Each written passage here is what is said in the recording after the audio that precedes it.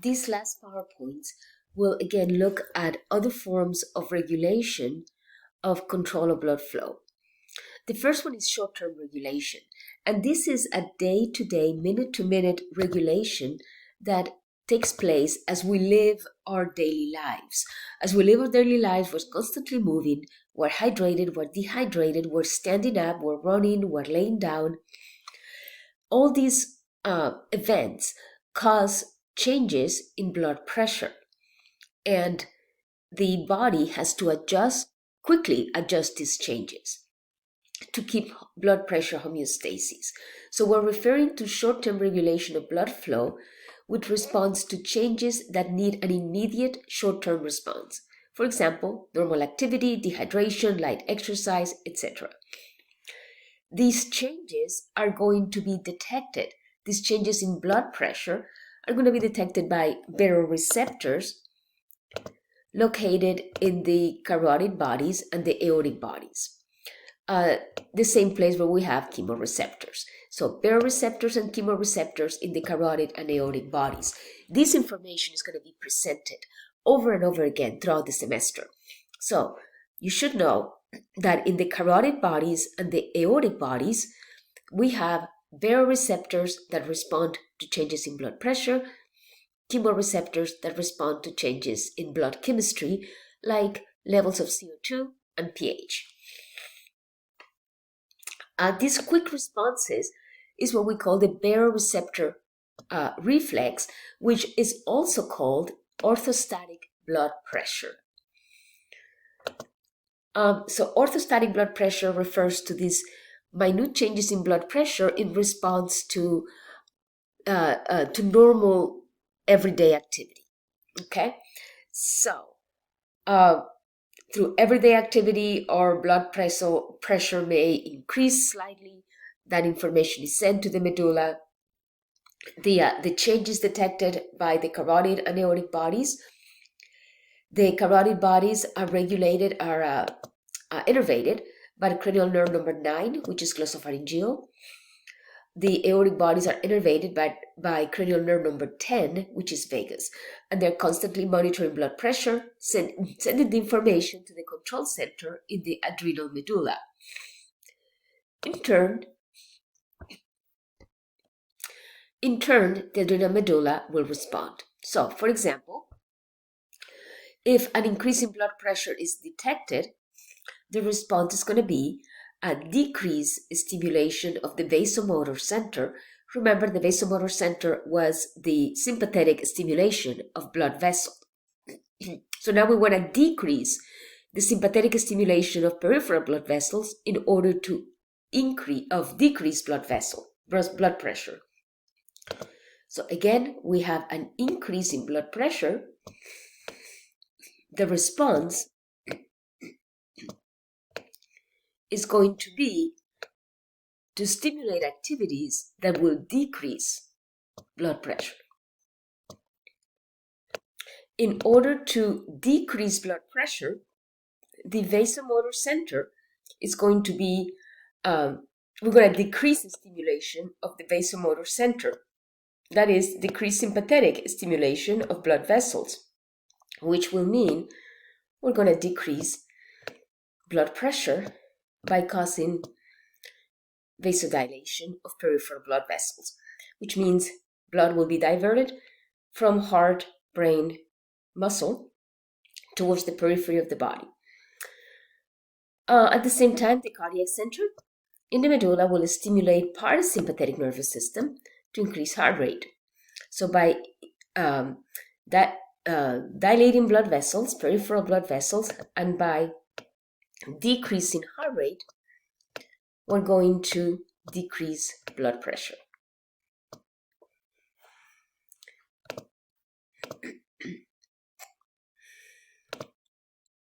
Conversely, a decrease in blood pressure will be detected again by the baroreceptors in the carotid and aortic bodies, cranial nerves 9 and 10, glossopharyngeal and vagus, will relay the information to the cardiovascular center in the medulla. The response from a decrease in blood pressure should be a response that seeks to increase blood pressure. These are all negative feedback mechanisms that are going to reverse what's happening. So in this case, we're going to increase sympathetic stimulation of vasomotor centers, vasoconstriction of peripheral blood vessels, which means more blood is going to go to the heart, which means we're going to increase blood pressure. By the same token, the cardiac center in the medulla will increase sympathetic stimulation, which means we're going to increase heart rate and stroke volume, with the result of increasing blood pressure. So these are the events that seek to increase blood pressure when faced with a decrease in blood pressure. So you should know the medullary response to an increase in blood pressure and a decrease in blood pressure. And these should all make sense. You shouldn't need to be memorizing these events. You should know sympathetic stimulation increases blood pressure. So if you want to decrease blood pressure, you have to decrease sympathetic stimulation.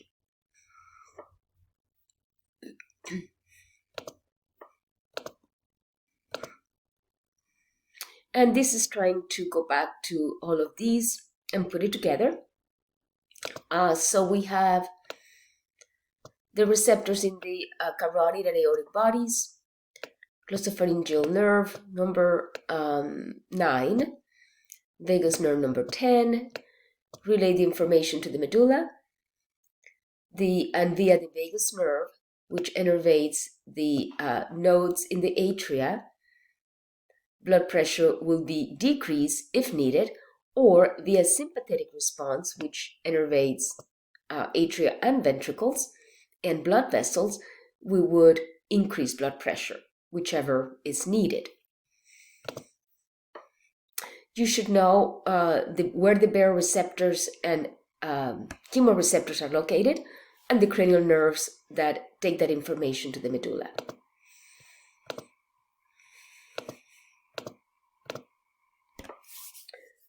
Okay, so this is giving you an example of a situation in which this orthostatic blood pressure has to be used. Rose has been laying down, dozing off at the beach for a couple of hours. So she's enjoying the sunshine when suddenly her phone rings and quickly she stands up to answer it. Okay, so she's been on the sun, she's probably dehydrated, she's laying down, her blood pressure is low. Then all of a sudden she stands up. Her blood rushes to her feet, so there is a sudden increase of blood to the feet away from the heart. That means a sudden drop in blood pressure. Immediately, the medulla is going to respond by increasing sympathetic stimulation to peripheral blood vessels, which means constricting blood vessels and moving blood towards the heart, increasing heart rate, increasing stroke volume. And Rose won't even know what happened because she won't even feel the drop in blood pressure and the response, unless Rose is 80 years old, in which case she may pass out because as we age, orthostatic responses diminish. And that's why sometimes elderly people have trouble adjusting blood pressures as they move suddenly from one position to another. Okay, so that is a good example of a situation when this is working. And again, this is working all the time and we don't even know it. Okay, now let's talk about long-term regulation of blood pressure. And now we're going to deal with hormones, sympathetic hormones, epinephrine or epinephrine from the adrenal medulla. And we're going to talk a little bit about the response of chemoreceptors. Okay, so now if we have a substantial increase in sympathetic stimulation of heart and blood vessels due to a large decrease in blood pressure, okay? So now we're not talking about the day-to-day activities. Now we're talking something more serious, a large decrease in blood pressure due to shock or to hemorrhage. It could also be a sudden and substantial increase in physical activity. Now we need a response that's going to last for a long time. Okay, so this is a long-term response. This is not the quick adjustments we were talking about. Now hormones are going to step in. the adrenal medulla is going to be stimulated to secrete epinephrine and norepinephrine. Typically, epinephrine is secreted in larger amounts than norepinephrine. Both, however, are going to increase heart rate, increase stroke volume, cause vasoconstriction of peripheral blood vessels. All of these is going to increase blood pressure. On top of that, epinephrine is going to dilate slightly coronary blood vessels, which again is going to increase blood pressure and irrigate the heart.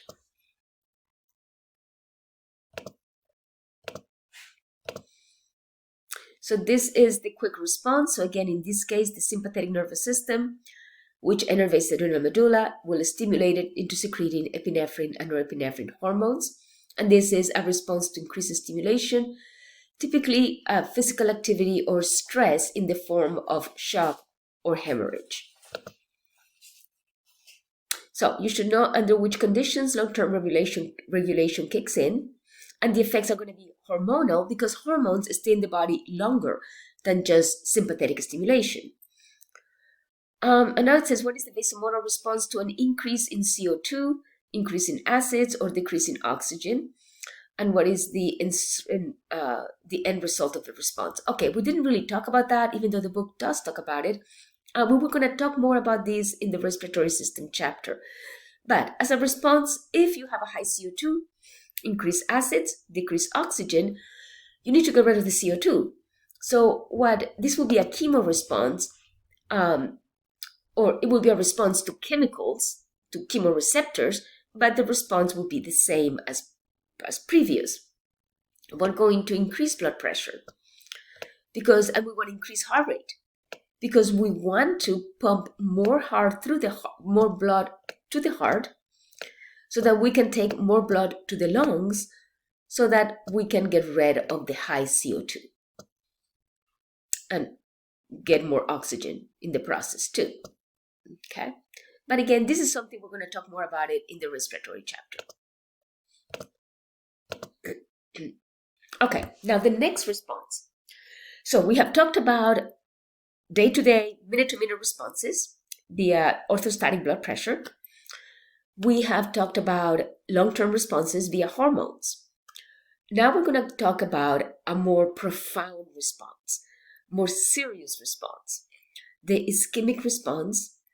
And this is an emergency response due to a severe drop in blood pressure. So, if blood pressure falls below 50 millimeters of mercury, which is incredibly low, now we're talking about severe bleeding,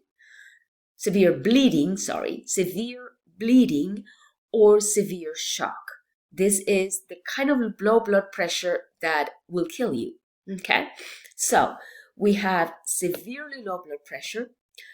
We may have low blood flow to the brain, or at least the blood flow to the brain severely restricted, decreased oxygen, increased CO2, acidic conditions in the medulla. This is an emergency response. Okay, and now let me tell you this.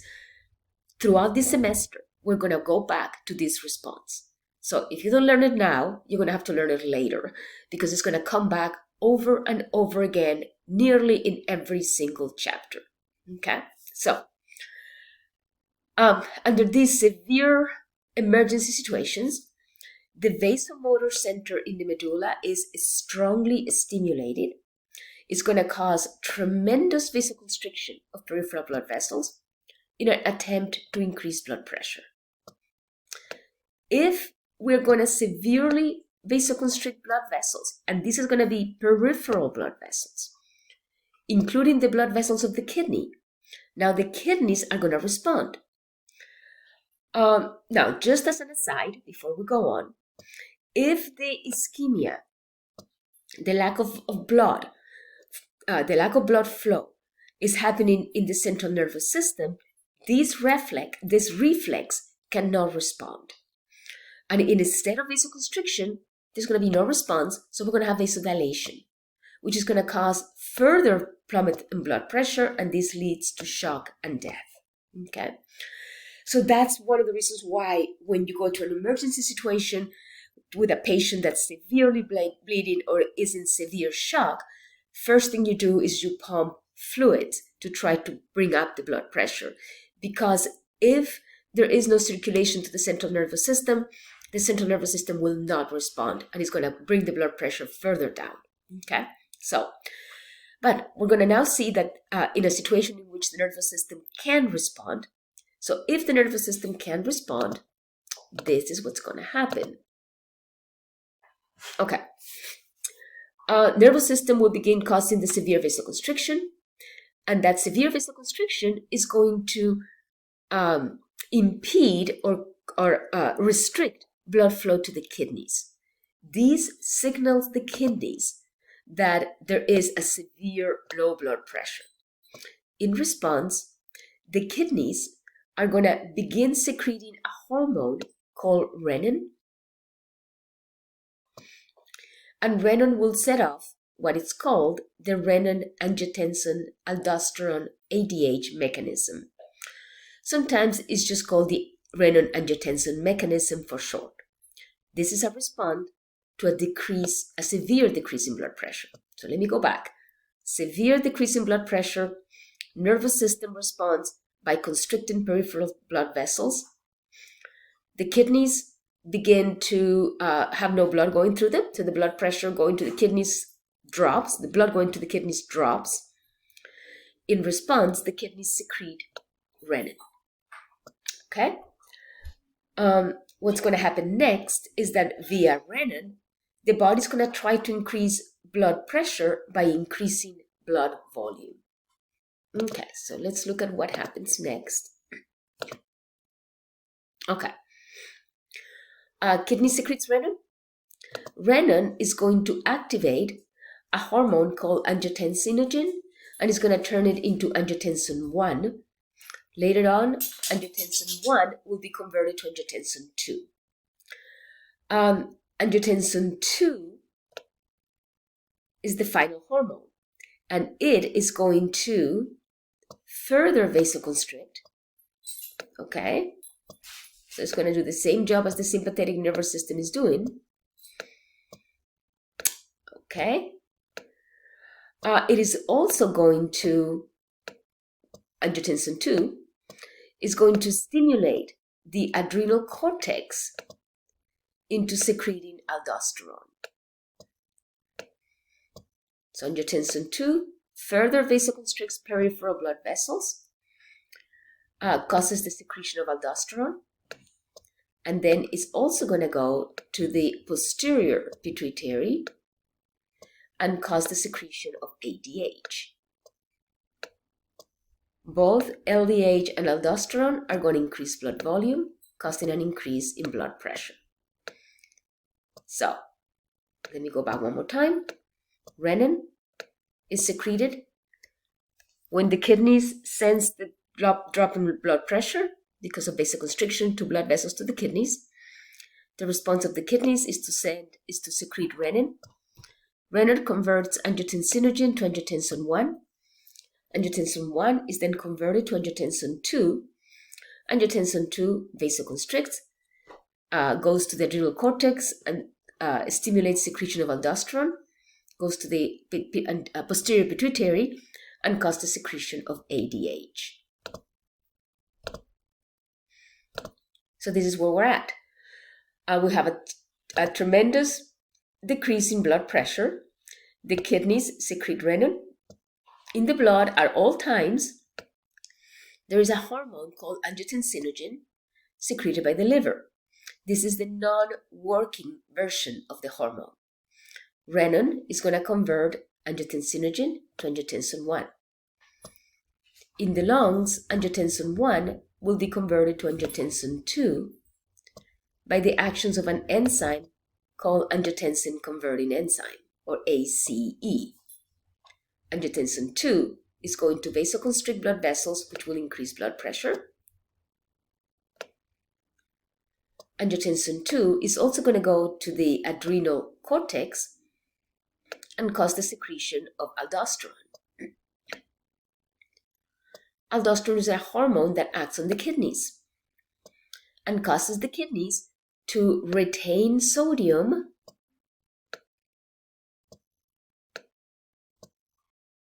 So this is going to retain sodium and secrete potassium. So reabsorption of sodium, secretion of potassium. Wherever sodium goes, water follows. So if we retain sodium, we're going to retain water. Wherever sodium goes, water follows. You need to remember that little saying. If we retain water, we increase blood volume. If we increase blood volume, we increase blood pressure. So now we're going to increase blood volume, which turns in an increase in blood pressure. So wherever sodium goes, water follows. So that's the effect of renin. This is what we call the renin-angiotensin mechanism. But this is not all.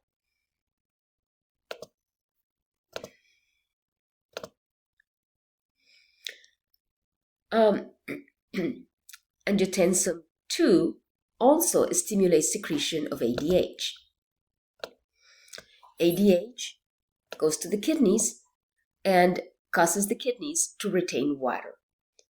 Retaining water increases blood volume, which again increases blood pressure. So the renin-angiotensin mechanism is going to result in an increase in blood pressure by increasing blood volume. So angiotensin 2 is going to act on the posterior pituitary. The posterior pituitary secretes ADH.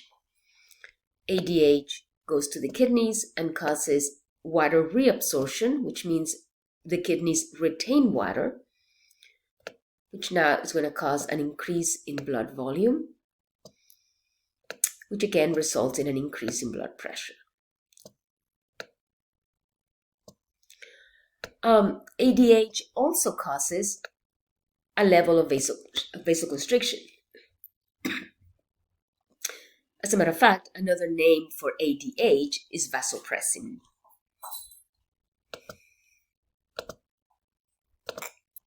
There's only one hormone that is going to respond if there is an increase in blood pressure that needs to be corrected by a decrease in blood pressure. So there's only one hormone that decreases blood pressure. That hormone is secreted by the heart. It is called the atrial natriuretic hormone, and it is going to act by opposing the actions of aldosterone. So it stops aldosterone and it stops ADH. Effectively decreasing blood volume. In decreasing blood volume, the hormone decreases blood pressure.